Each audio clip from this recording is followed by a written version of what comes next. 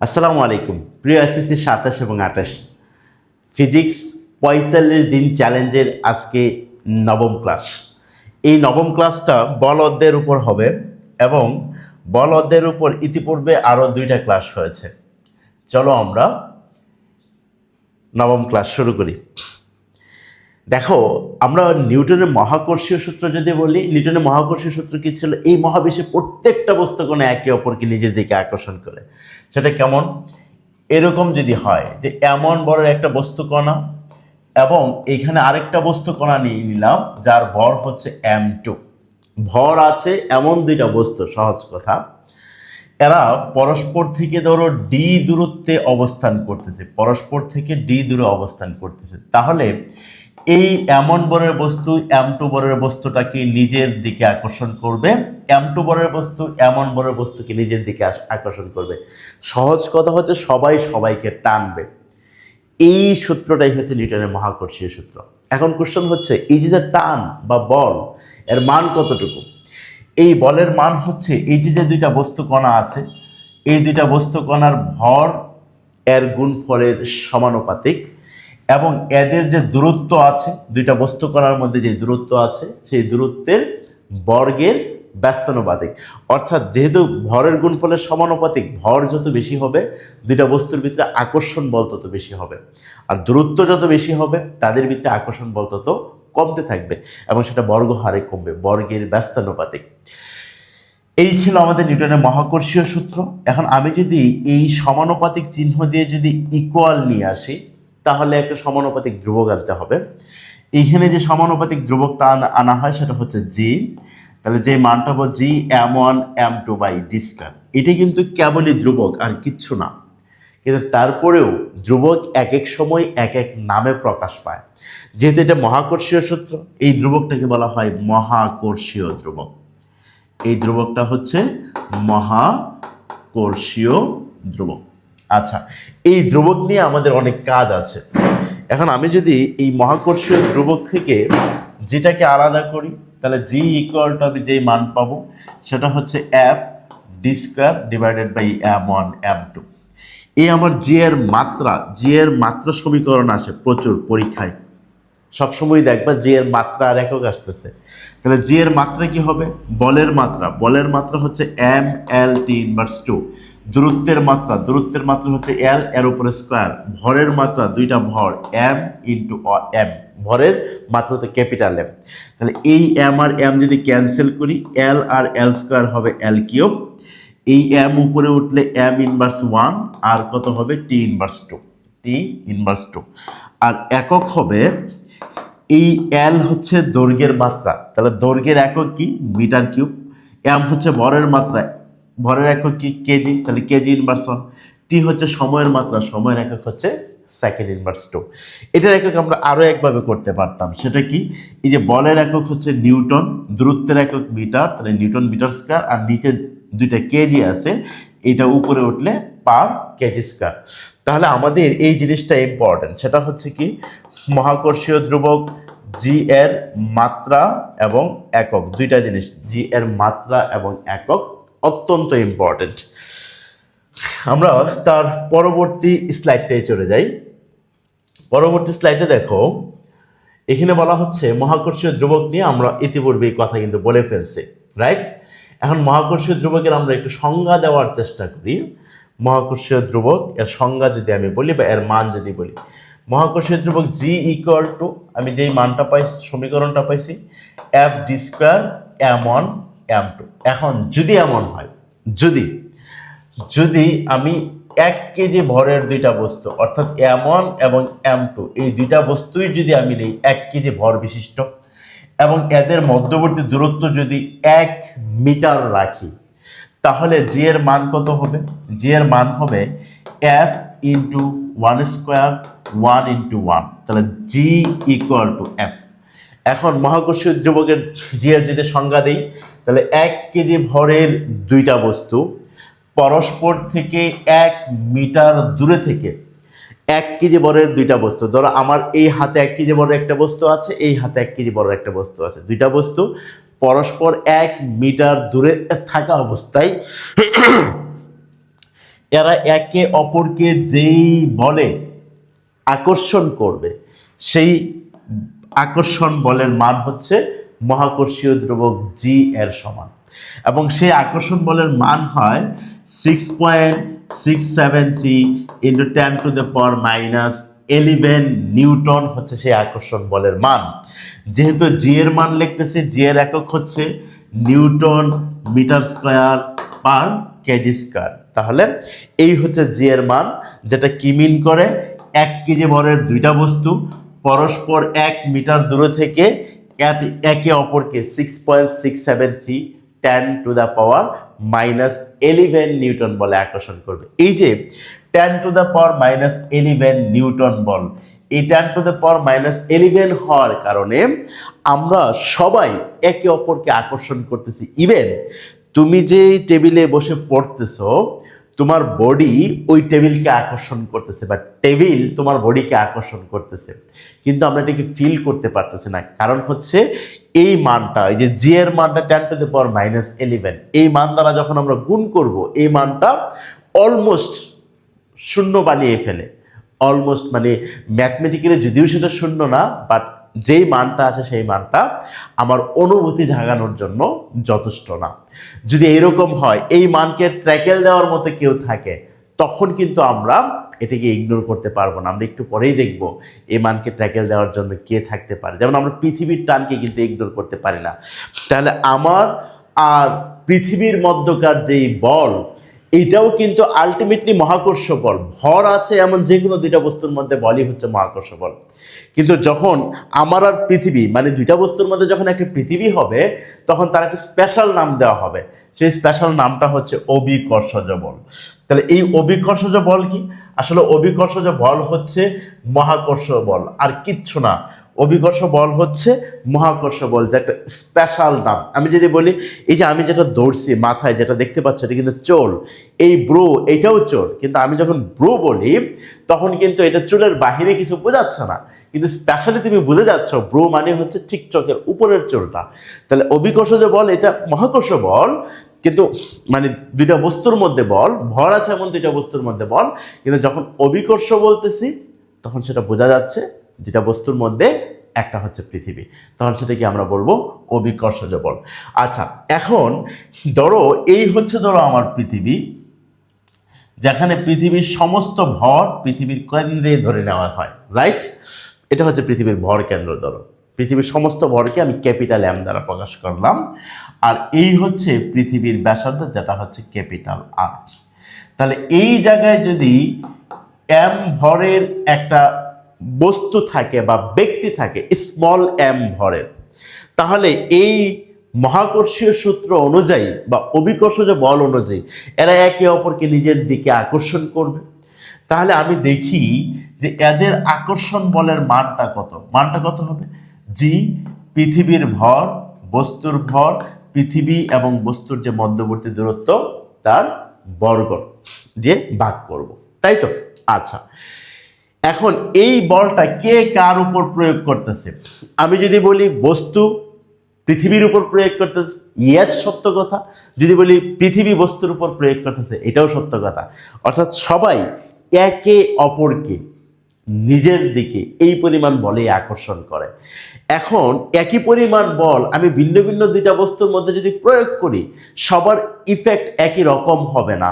আমি ছোট একটা সাইকেলকে ধাক্কা দিলে আমি একে সহজেই গতিপ্রাপ্ত করতে পারি, আর ত্বরণ সৃষ্টি করতে পারি, কিন্তু চিন্তা করো তো আমি যদি একা গাড়িতে ধাক্কা দিই, একই পরিমাণ ধাক্কা দিই, তাহলে গাড়ির কি খুব একটা প্রভাব পড়বে?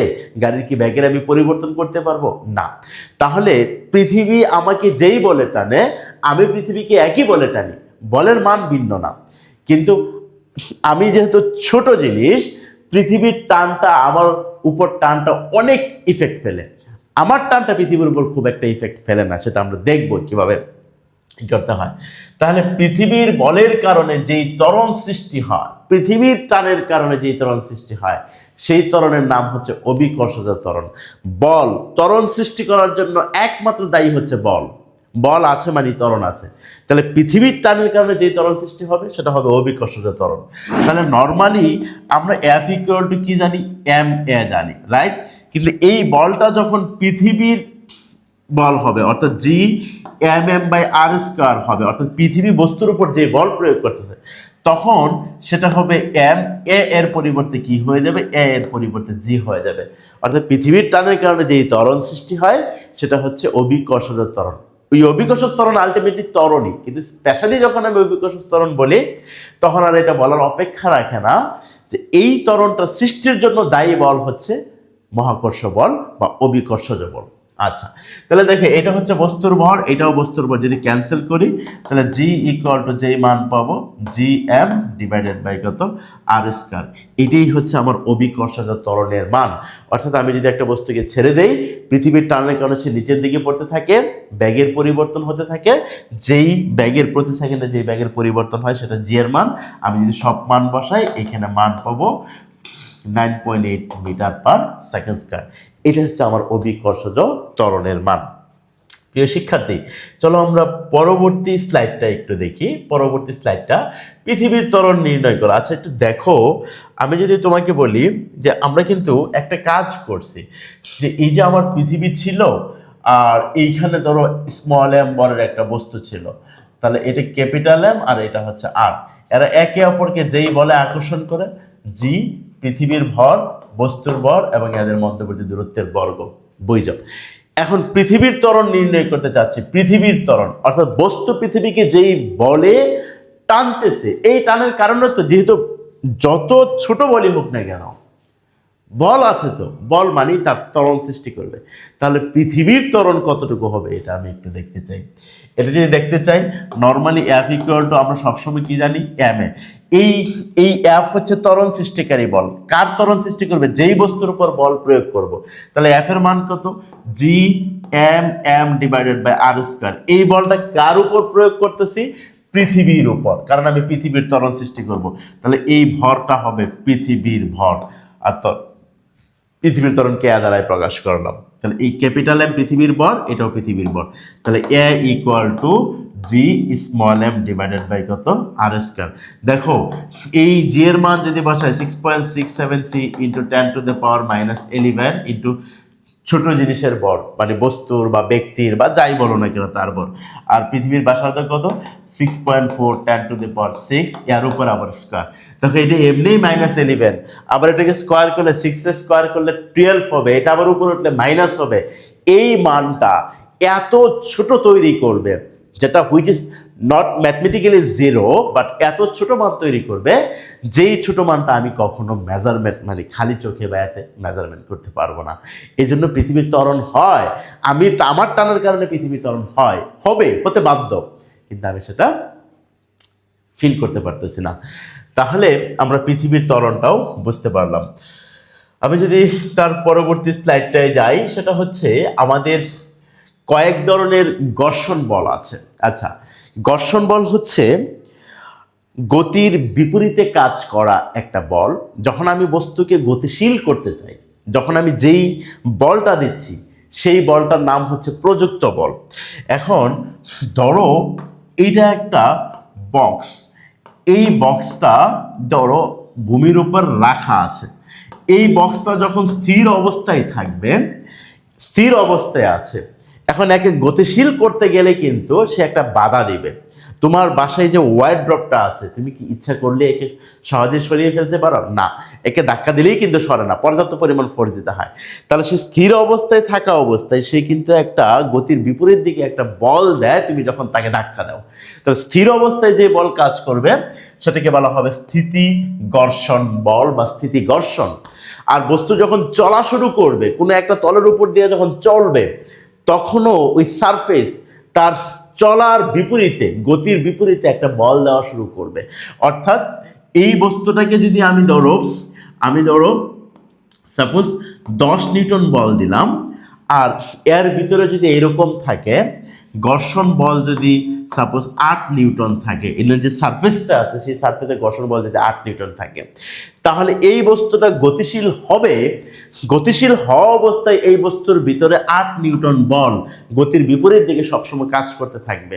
যদি গতির বিপরীত দিকে কাজ করতে থাকে, তাহলে দেখো এই যে 10 নিউটন বল, এটা কিন্তু হচ্ছে প্রযুক্ত বল, অর্থাৎ যে বল আমি বস্তুর উপর প্রদান করেছি, প্রয়োগ করেছি।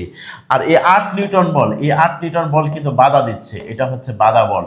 দিন শেষে কিন্তু আমার লব্ধি বল কতটুকু থাকবে? লব্ধি বল থাকবে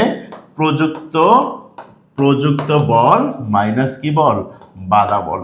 এটা হবে আমার লব্ধি বল। এই দিন শেষে এই যে প্রযুক্ত বল হচ্ছে 10 নিউটন মাইনাস বাধা বল হচ্ছে 8 নিউটন, এই যে এখানে যে 2 নিউটন থাকবে, এই 2 নিউটনে কিন্তু দিন শেষে ত্বরণ সৃষ্টির জন্য দায়ী, রাইট? তাহলে লব্ধি বল অলওয়েজ কি লেখা যাবে? এম এ লেখা যাবে। লব্ধি বল ত্বরণ সৃষ্টি করে, প্রযুক্ত বল কখনোই ত্বরণ সৃষ্টি করে না। তাহলে আমরা গতিশীল অবস্থায় যেই বাধা প্রদান করবে সেটা হচ্ছে গতিঘর্ষণ বল। আর গতিঘর্ষণ বল এফ কে দ্বারা প্রকাশ করা হয়। এফ কে এর মান হচ্ছে মিউ আর অথবা মিউ এম জি। এটাকে বলা হয় গতিঘর্ষণ সহগ। এটা হচ্ছে গতিঘর্ষণ সহগ। আমরা সূত্রটা দেখে রাখলাম যেন আমরা অঙ্কগুলো সহজে করতে পারি। আবর্ত ঘর্ষণ, যখন কোনো একটা বস্তু গড়িয়ে গড়িয়ে চলে তখন যে ঘর্ষণের সম্মুখীন হয় সেটা হচ্ছে আবর্ত ঘর্ষণ। অর্থাৎ যখন কোনো একটা চাকা বা গোলক আকৃতির কিছু, সাইকেলের চাকা, গাড়ির চাকা যখন গড়িয়ে গড়িয়ে চলে তখনই কিন্তু একটা ফ্রিকশন, বাধার সম্মুখীন হয়, সেটা হচ্ছে আবর্ত ঘর্ষণ। আর প্রবাহী ঘর্ষণ, যখন কোনো বস্তু বিশেষ করে তরল পদার্থ বা বাতাসের ভিতর দিয়ে প্রবাহিত হবে তখন তার গতির বিপরীতে বাতাস বা তরল পদার্থ একটা বাধা দেয়। আমি যদি এই কলমটাকে যদি পানির মধ্যে ছেড়ে দেই তাহলে পানির ভিতর দিয়ে যাওয়ার সময় তরল তাকে উল্টা দিকে একটা বাধা দিবে। বাতাসের ভিতর দিয়ে যখন তুমি প্রচণ্ড বেগে যাও অথবা বাইক নিয়ে চলো তাহলে দেখবে বাতাস উল্টা দিকে তোমাকে একটা ধাক্কা দিচ্ছে, হুইচ ইজ প্রবাহী ঘর্ষণ। তাহলে আমরা এই 4 ধরনের ঘর্ষণ সম্পর্কেও বুঝতে পারলাম। আমরা তারপরের স্লাইডটায় আসি। পরের স্লাইডটা আমি 2023 সালে ময়মনসিংহ বোর্ডে আসা একটা কোশ্চেন রাখছি। এতক্ষণ যে আলোচনা করলাম সেই আলোচনার উপর যেন তোমার কনসেপ্টটা একটা সরাসরি উদাহরণের মাধ্যমে যেন ক্লিয়ার হয় যে আসলে আমরা কি পড়তেছি, সেটা কতটা ইম্পর্টেন্ট, কিভাবে আসে, সেই জিনিসগুলো আমি দেখানোর চেষ্টা করি। দেখো এখানে বলা হচ্ছে 3.92 নিউটন ওজনের একটা খেলনা গাড়ি, রাইট? এই যে একটা খেলনা গাড়ির ওজন দেওয়া আছে। আমি জানি W equal to M G, তাহলে এম ইকুয়াল টু কত? W by G. ডব্লিউ এর মান কত? 3.92, জি এর মান 9.8। যদি ভাগ করি তাহলে এই খেলনা গাড়ির ভর পেয়ে যাব, এম এর মান পেয়ে যাব, রাইট? এখন এই খেলনা গাড়ির উপর বল প্রয়োগ করছে, বল প্রয়োগ করা একটা ঘর্ষণযুক্ত মেঝেতে, অর্থাৎ যেই মেঝেতে ঘর্ষণ আছে সেই মেঝেতে বস্তুটা ত্বরণ হয় কত? 1.5 মিটার পার সেকেন্ড স্কয়ার। মানে ঘর্ষণ আছে এমন মেঝেতে, তার মানে ঘর্ষণ থাকার পরেও ত্বরণ হয়েছে 1.5 মিটার পার সেকেন্ড স্কয়ার। অর্থাৎ ঘর্ষণ থাকলে সমস্যা কি? আমি যেই বল দিচ্ছি সেই বল কিন্তু লব্ধি বল না, কারণ ঘর্ষণ বল আমাকে বাধা দিচ্ছে। তাহলে দিন শেষে প্রযুক্ত বল থেকে ঘর্ষণ বল বাদ দিলে সেটা হয় লব্ধি বল। ওই লব্ধি বল হচ্ছে ত্বরণ সৃষ্টি করে। আচ্ছা, ত্বরণের চলতে শুরু করলো। ঘর্ষণ বলের মান, এই ঘর্ষণ বলের মান হচ্ছে এফ কে এর মান হচ্ছে 0.5 নিউটন। এখন বলছে গাড়ির উপর প্রযুক্ত বলের মান নির্ণয় করো। প্রযুক্ত বল আমরা কি জানি বলো তো? আমরা জানি প্রযুক্ত বল মাইনাস বাধা বল ইকুয়াল প্রযুক্ত বল মাইনাস বাধা বল, এটা হচ্ছে লব্ধি বলের সমান, রাইট? আর লব্ধি বল কি সৃষ্টি করে? লব্ধি বল সৃষ্টি করে সবসময় ত্বরণ। লব্ধি বল সৃষ্টি করে সবসময় ত্বরণ। গাড়ির উপর প্রযুক্ত বলের মান নির্ণয় করতে বলা হয়েছে। প্রযুক্ত বল মানে এফ এর মান নির্ণয় করতে বলা হয়েছে। তাহলে এফ ইকুয়াল টু কি সৃষ্টি হবে? এম এ প্লাস কত? এফ কে। এম এর মান কত? 3.92 ডিভাইডেড বাই 9.8 ইন্টু এর মান হচ্ছে 0.5 প্লাস এটার মান হচ্ছে 0.5। এটা হচ্ছে আমার প্রযুক্ত বলের মান। যেখানে প্রযুক্ত বলের মান এটা যদি ক্যালকুলেশন করে তাহলে এটা হবে 0.7 নিউটন। অর্থাৎ আমি 0.7 নিউটন বল বস্তুর উপর প্রয়োগ করছি, যেখানে বাধা দিছে কত? 0.5 নিউটন বল। দিন শেষে লব্ধি বল কিন্তু ছিল 0.2 নিউটন। এই যে ত্বরণ সৃষ্টি হয়েছে এই ত্বরণটা কিন্তু 0.2 নিউটন বল ত্বরণ সৃষ্টি করার কথা, তাই না? বাস্তবে কিন্তু তাই হয়েছে। তাহলে আমরা এটা বুঝলাম যে প্রযুক্ত বলের মান বের করতে বলছে। প্রযুক্ত বলের মান কত পাইলাম? 0.7 নিউটন। আচ্ছা, এখন আমি যদি তার পরবর্তী স্লাইডটায় যাই, যেখানে বলা হয়েছে দেখো যে ঘর্ষণযুক্ত এবং ঘর্ষণবিহীন অবস্থায় ত্বরণের কি পরিবর্তন হবে গাণিতিকভাবে মূল্যায়ন করতে বলছে। আচ্ছা, ঘর্ষণযুক্ত অবস্থায় ত্বরণের মান কিন্তু আমি জানি, ঘর্ষণযুক্ত অবস্থায় ত্বরণের মান হচ্ছে 0.5 মিটার পার সেকেন্ড স্কয়ার। কিন্তু ঘর্ষণবিহীন অবস্থায় কিন্তু আমি জানি না, অর্থাৎ যদি ঘর্ষণ বল না থাকে, এই যে বলটা, এই বলটা যদি না থাকতো তাহলে ত্বরণ কি হইতো? ঘর্ষণ না থাকলে যেই ত্বরণ হবে সেই ত্বরণকে আমি ধরে নিলাম এ প্রাইম, এটা আমি বের করব বুঝো। ঘর্ষণ যদি না থাকে তাহলে প্রযুক্ত বলই হবে লব্ধি বল। তাহলে প্রযুক্ত বল, ঘর্ষণ না থাকলে প্রযুক্ত বলই কি সৃষ্টি করবে? লব্ধি বল, কারণ এখানে তো আমার কোনো বাধা নাই। তাহলে প্রযুক্ত বল এফ আর লব্ধি বল মানে ত্বরণ সৃষ্টিকারী বল, সেটা আমি বলতে পারি কি এম, এ বলতে এ প্রাইম। তাহলে প্রযুক্ত বল ছিল 0.7 নিউটন, হইতেছে আমরা সি নাম্বার মানে গ নম্বর অঙ্কে পেয়েছে। একে এম দ্বারা যদি ভাগ করি, এম এর মান হচ্ছে 0.4, এ প্রাইম এম এর মান কেমনে পাইছি?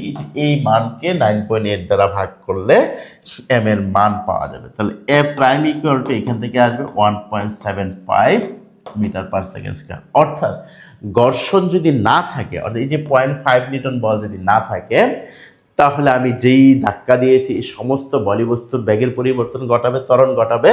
আর সেই ক্ষেত্রে যেই ত্বরণ, সেই ত্বরণের মান পাইছি কত? 1.75 মিটার পার সেকেন্ড স্কয়ার।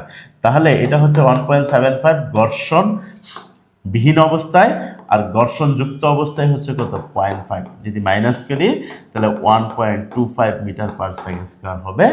এদের পরিবর্তন হয়ে যাবে, right? 1.25 meter per second square হবে এইটার পরিবর্তন। তাহলে আমরা এই অঙ্কটাও বুঝতে পারলাম, রাইট? আমরা চলো তার পরবর্তীতে আরেকটা অঙ্ক দেখি, যেটা চট্টগ্রাম বোর্ড 2024 সালে আসছে। আমরা এতক্ষণ যা আলোচনা করলাম, দেখি সেই আলোচনা আমাদের সলভ করতে পারি কিনা। বলা হচ্ছে টেবিলের উপর রাখা 500 গ্রাম বলের একটি বইয়ের কার্যকর বল দেওয়া আছে 4.88 নিউটন। এটা হচ্ছে কার্যকর বল। কি বল? কার্যকর বল। তাহলে এটাই কিন্তু আলটিমেটলি ত্বরণ সৃষ্টি করে, এটার পরিবর্তেই লেখা যাবে এম এ। কার্যকর বল আলটিমেটলি মানে লব্ধি বল আলটিমেটলি ত্বরণ সৃষ্টি করে, প্রয়োগকৃত বল ত্বরণ সৃষ্টি করে না। এই অঙ্কটা একটু অসম্পূর্ণ ছিল, এখানে প্রয়োগকৃত বলটা দিয়ে রাখা উচিত ছিল। তো আমরা ধরে নেই যেহেতু কার্যকর বল 4.88, তাহলে আমি ধরে নিই প্রযুক্ত বল, এটা ধরো এই অঙ্কেটা লেখা উচিত ছিল প্রযুক্ত বল 6 নিউটন, এটা আমি ধরে নিলাম। মানে টেবিলের উপর রাখা এত গ্রাম বলের একটি বইয়ের উপর 6 নিউটন বল প্রযুক্ত হলে আর কার্যকর বলের মান হয় 4.88 নিউটন। এটা এখন তুমি এটা 6-এর জায়গায় 5ও ধরতে পারতা, 10ও ধরতে পারতা, এটা তোমার ইচ্ছা। আচ্ছা, মহাবিশ্বের দুটি ভিন্ন স্থান, একটা হচ্ছে এক্স এবং একটা হচ্ছে ওয়াই। এক্স যে স্থানটা আছে, এই এক স্থানের এবং ওয়াই স্থানের ভরের অনুপাত হচ্ছে 81:1। আসলে সহজ কথা হচ্ছে এক্স এবং ওয়াই, এই এক্স হচ্ছে মূলত পৃথিবী, ওই যে আমি এটা দেখেই বুঝতেছি। তুমি যখন আরেকটু বড় হবা, এইচএসসিতে পড়বা, তখন এটা বুঝবা। আর ওয়াই হলো মূলত চাঁদ, মানে চাঁদের ভর পৃথিবীর ভরের 81/1 এমন কথা তুমি কিন্তু শুনছো, রাইট? এবং এদের ব্যাসার্ধের অনুপাত 4:1, মানে এবং চাঁদের ব্যাসার্ধ পৃথিবীর ব্যাসার্ধের 4/1। আচ্ছা, আমরা এক্স এবং ওয়াই এই স্থান ধরেই আগাচ্ছি, কোনো সমস্যা নেই। আচ্ছা, এখন বলছে উদ্দীপকের ঘটনায় গতি ঘর্ষণ সহগের মান নির্ণয় করতে বলছে। গতি ঘর্ষণ সহগ মানে হচ্ছে মিউ ইকুয়াল টু হোয়াট? গতি ঘর্ষণ সহগ। গতি ঘর্ষণ বল এফ কে ইকুয়াল টু আমরা জানি মিউ আর, বা মিউ আর এর পরিবর্তে লেখা যায় এম জি। এটা হচ্ছে গতি ঘর্ষণ বল এফ কে। এখন এই যে এফ কে কার্যকর বল জিনিসটা কি? লব্ধি বল, রাইট? লব্ধি বল হয় প্রযুক্ত বল মাইনাস বাধা বল এইটা ইকুয়াল টু হয় সবসময় কি লব্ধি বল। তাহলে প্রযুক্ত বল এটা 6 নিউটন, বাধা বল কত এটা আমি জানি না, বাট এই প্রযুক্ত বল থেকে বাধা বল বাদ দিলে যেই মানটা আসছে সেটা হচ্ছে 4.88 নিউটন। এটাকেই হচ্ছে আমার কত কার্যকর বলা যাচ্ছে। তাহলে আমি একটু দেখো তো, এফ এর মান তো 6 Newton minus F K equal two 4.88। এই মাইনাস এফ কে যদি ওই পাশে চলে যায় তাহলে এফ কে ইকুয়াল টু হবে 6 মাইনাস 4.88 নিউটন। এই এফ কেটা কি? এফ কেটা হচ্ছে ঘর্ষণ বল, গতি ঘর্ষণ বল। এফ কে এর পরিবর্তে লেখা যাবে mu M G, right? Mu R বা মিউ এম জি। তাহলে মান পাবো কত?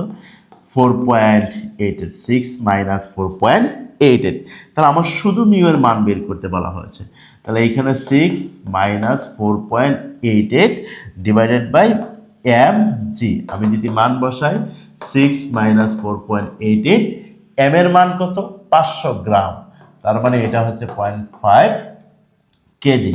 তাহলে এখানে যদি 0.5 বসাই, আর জি এর মান তো কত? জি এর মান হচ্ছে 9.8। এই মানটা যদি বসাই তাহলে এখান থেকে মান পাবো 0.23। এই 0.23 হচ্ছে গতিঘর্ষণ সহগ। গতিঘর্ষণ সহগের কোনো একক নাই। তুমি যদি সমীকরণের দিকে তাকাও তাহলেই দেখবা গতিঘর্ষণ সহগের কোনো একক নাই, কারণ F K equal to mu R বা ডব্লিউ। তাহলে mu equal to F K divided by কত? আর। এর একক নিউটন, এরও একক নিউটন, তাই না? তাহলে এই জন্য এদের কোনো কি থাকবে না? একক থাকবে না। তাহলে আমি বুঝতে পারলাম যে গতিঘর্ষণ সহগের মানটা। আচ্ছা, আমি যদি তার পরবর্তী স্লাইডটা দেখতে চাই, যেখানে বলা হয়েছে যে উদ্দীপকের আলোকে কোন স্থানে বইটির ওজন কম হবে গাণিতিক বিশ্লেষণ করো। আচ্ছা, ওজন আমরা যদি একটু দেখতে চাই, ওজন জিনিসটা কি? W equal to M G, এটা হচ্ছে বস্তুর ওজন। আচ্ছা, এম তো ভর, ভর তো চেঞ্জ হবে না, অভিকর্ষ ত্বরণ চেঞ্জ হবে। সেক্ষেত্রে জি অফ এক্স এর মান দিয়ে দিচ্ছে, দেখছো ওই যে জি অফ এক্স মানে এক্স স্থানের অভিকর্ষ ত্বরণ 9.8। কার সাথে মিলে? পৃথিবীর সাথে মিলে না? ইয়েস। এখন আমরা জি অফ ওয়াই বের করব। জি অফ ওয়াই এর মান কত? আচ্ছা, আমরা একটু দেখি, অভিকর্ষ স্তরের সমীকরণ হচ্ছে G M M divided by কত? জি এম বাই কত? R square. এটা হচ্ছে অভিকর্ষ স্তরণের সমীকরণ। এখন গ্রহটা যদি এক্স গ্রহ হয় বা এক্স স্থান হয় তাহলে জি অফ এক্স কত হবে? জি, তাহলে এটা হবে এম এক্স, ওই যে ওই গ্রহের বর, এক্স গ্রহের বর, আর আর এক্স এটা হচ্ছে এক্স গ্রহের ব্যাসার্ধর স্কয়ার। আর জি অফ ওয়াই যদি আমি বলি তাহলে এটা হবে G M of Y R of Y এর উপরে স্কয়ার। এটা ধরো 2 নং, আর এটা হচ্ছে কত? 3 নং। আমি জি অফ এক্স জানি, আমার জি অফ ওয়াইটা দরকার। তাহলে জি অফ ওয়াই যদি দরকার হয়, আমি 3 নংকে যদি 2 নং দ্বারা ভাগ করি, তার মানে এটা থাকবে G of Y by G of X. তাহলে এটা হবে M of Y M of X into R of X R of Y এর উপরে কি স্কয়ার হবে, তাই না? এখন দেখো, তুমি কিন্তু মান ইচ্ছেগুলো বসাইতে পারবা। এই যে এটার মান কত? এক্স, আর এটা কত? ওয়াই। 81:1, আর ওয়াই বাই এক্স লিখছি, তাই না? তাহলে 1 বাই কত হবে? 81। আর এটা হচ্ছে আর এক্স, আর এটা হচ্ছে আর ওয়াই। তাহলে 4:1। তাহলে এটা হবে কত? 4 বাই কত? 1 এর উপরে স্কয়ার। তাহলে এটা হবে 1/81 ইন্টু কত? 16। এটা কার মান? জি অফ ওয়াই ডিভাইডেড বাই কত? জি অফ এক্স। তাহলে সুতরাং আমি যদি বলি জি অফ ওয়াই কত? জি অফ ওয়াই হবে 16 divided by 81 into G of X. এই জি অফ এক্স এর মান কিন্তু আমি জানি কত? জি অফ এক্স এর মান হচ্ছে 9.8। এইখান থেকে আমি জি অফ ওয়াই এর মান বের করে নিয়ে আসতে পারবো। আমি যদি এখান থেকে জি অফ ওয়াই এর মান বের করি তাহলে এটা পাবো 1.9358 মিটার পার সেকেন্ড স্কয়ার বৈধ। তাহলে আমি ওয়াই যে স্থানটা আছে তার ত্বরণের মান বের করে ফেলতে পারলাম। তাহলে আমি ডব্লিউ এক্স এক্স স্থানের ওজনটা যদি বের করি, M G of X, M এর মান 0.5, জি অফ এক্স এর মান 9.8, হুইচ ইজ 4.9 নিউটন। মানে এক স্থানে 500 গ্রাম বর বিশিষ্ট বস্তুটা ওজন হবে কত? আচ্ছা, আর ওয়াই স্থানে যদি বলি ডব্লিউ ওয়াই, তাহলে এটা হবে M G of Y. M এর মান কত 0.5, জি অফ এর মান কত 1.9358, এই মানটা পেয়েছিলাম রাইট 1.9358। তাহলে এটা যদি হয় পয়েন্ট, এটা যে মানটা আসবে 9679 নিউটন। আচ্ছা দেখো এক্স যে স্থান আছে সেখানে ওজন হবে ওই বস্তুটার 4.9 নিউটন, আর ওয়াই স্থানে যখনই চলে যাবে তার ওজন হবে কত 0.9679 নিউটন। এই যে যে ওজনের তারতম্য, এই ওজনের তারতম্য কিন্তু আমার ত্বরণের কারণে হইল। তাহলে কোন স্থানে ওজন কম হবে এটা আমরা ইজিলি বলে ফেলতে পারলাম যে ওজন কম হবে কোন স্থানে, ওজন কম হবে আমাদের যে স্থানে ত্বরণের মান কম, অর্থাৎ ওয়াই স্থানে বা ওয়াই গ্রহে। প্রিয় শিক্ষার্থী, আমার 9 নম্বর লেকচার এখানেই শেষ হচ্ছে। পরবর্তী লেকচার খুব আমাদের যেভাবে ধারাবাহিকভাবে আপলোড হচ্ছে সেভাবেই ধারাবাহিকভাবে আপলোড হবে। চ্যালেঞ্জে কিন্তু মাত্র 45টা দিন তোমাদের কাছ থেকে চেয়ে নিচ্ছি, যেখানে পুরো ফিজিক্স আমি তোমাদেরকে শেষ করে দেবো ইনশাল্লাহ। আর এই কন্টেন্টগুলো গুছাইতে গিয়ে তোমাদের জন্য যতটুকু প্রয়োজন, যেভাবে প্রয়োজন আমি সেভাবেই গুছিয়ে দিয়েছি। তোমাদের কাজ হচ্ছে ক্লাসগুলো ভালো করে পড়া, এবং যদি কখনো ফিল করো যে যেহেতু এই ফ্রি কন্টেন্টগুলো পাচ্ছ, তোমার কাজগুলো আমি করে দিচ্ছি, ভাইয়ার প্রতিও তোমার দায়িত্ববোধ আছে, তাহলে এই ক্লাসগুলো একটু ছড়িয়ে দেওয়ার ব্যবস্থা করা। তাহলে আমি তোমার জন্য এমনিতেও দোয়া করি, তোমার প্রতি আমি কৃতজ্ঞ থাকব। প্রিয় অভিভাবক, আপনারা যদি কেউ দেখেন তাহলে আপনাদের প্রতিও এই দায়িত্বটুকু আমি দিচ্ছি। নেক্সট ক্লাসের জন্য শুভকামনা রইল। আজকের ক্লাস এই পর্যন্তই। আসসালামু আলাইকুম।